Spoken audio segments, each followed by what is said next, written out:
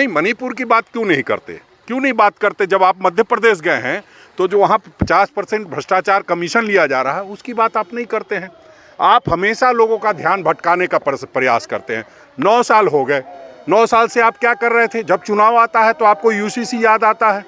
तो हम समझते हैं ये राजनीति का एक हिस्सा है और ध्रुवीकरण का एक मामला है।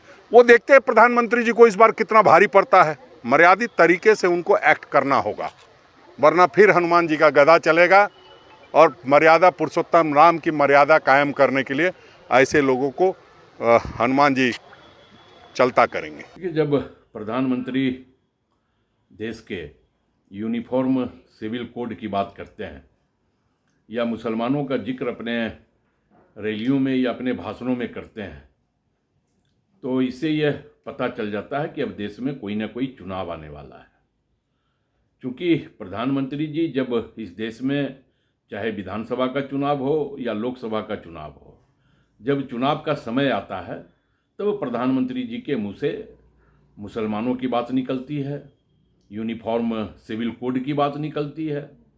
तो हमें लगता है कि दूसरों के घरों में झांकने से पहले प्रधानमंत्री जी को अपने घरों में भी झांक लेना चाहिए। ये सही है कि देश में जो संविधान ने अधिकार दिया है उस अधिकार पर लोगों को कायम रहना चाहिए, लेकिन अपने घर में उनको हक और अधिकार कब मिलेगा जिसे प्रधानमंत्री जी ने सुहागन होते हुए बेवा की ज़िंदगी जीने पर विवश किया है। तो कहीं ना कहीं हमें लगता है कि इस पर भी प्रधानमंत्री जी को कुछ बोलना चाहिए, क्योंकि मणिपुर जल रहा है, देश की बेटियां धरने पर बैठी हुई है, इनके सांसद के खिलाफ महंगाई चरम पे है। तो इन मुद्दों से ध्यान भटकाने के लिए प्रधानमंत्री जी का समय समय पर ऐसा भाषण आते रहता है ताकि जनता इन मुद्दों को भुला करके इन मुद्दों पर चर्चा करना शुरू कर दे, और यही बाजीगरी है देश के प्रधानमंत्री। देखिए, ऐसा है कि हमारे देश में बहुत सारी जाति धर्म के लोग एक साथ रहते हैं, मिलजुल कर रहते हैं। ये सदियों से चला आ रहा है। अब सब धर्म जाति का अपना अपना नियम है, पारंपरिक जो भी हैं। आप देखिए ना, अगर आदिवासियों की बात करें तो गारो खासी जैसी आदिवासियाँ जो हैं वहाँ पर मातृसत्तात्मक परिवार है, जिसमें छोटी बेटी को उनको संपत्ति का अधिकार मिलता है पूरे घर का, माँ के नाम से उनका टाइटल होता है, उनका परिवार चलता है। तो ऐसी बहुत सारी परंपराएं हैं जो आदिवासी और गैर आदिवासियों के बीच चल रही है। तो मुझे लगता है कि इस तरह से कुछ भी लाने के पहले सभी जाति धर्म के जो महत्वपूर्ण लोग हैं उनके साथ बैठक करके उनकी राय भी लेनी चाहिए, उसके बाद ही कोई निर्णय लेना चाहिए।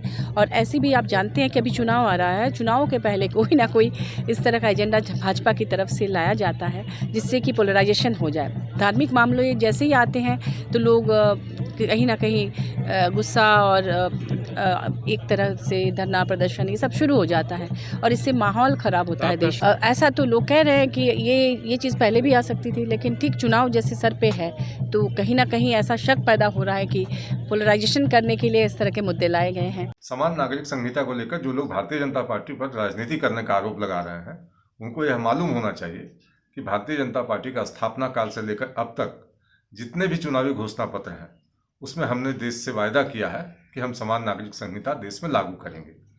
और क्यों ना करें, एक देश में दो नियम दो अलग अलग लोगों के लिए नहीं हो सकते। भारतीय जनता पार्टी मानती है कि संविधान में जो चीज़ उल्लिखित है उसका अक्षरशः पालन करना चाहिए और हमारी ये जिम्मेदारी बनती है। चूँकि आज हम सरकार चला रहे हैं तो हमारी जिम्मेदारी है कि देश के अंदर कानून का राज हो, संविधान का राज हो।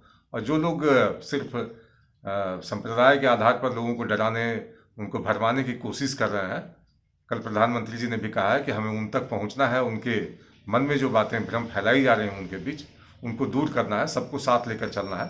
और समान नागरिक संहिता आज समय की आवश्यकता है, क्योंकि भेदभाव जो लंबे समय से चला आ रहा है, हम चाहते हैं कि समाज में समानता का सबको अधिकार हो, सभी लोग एक कानून का पालन करें।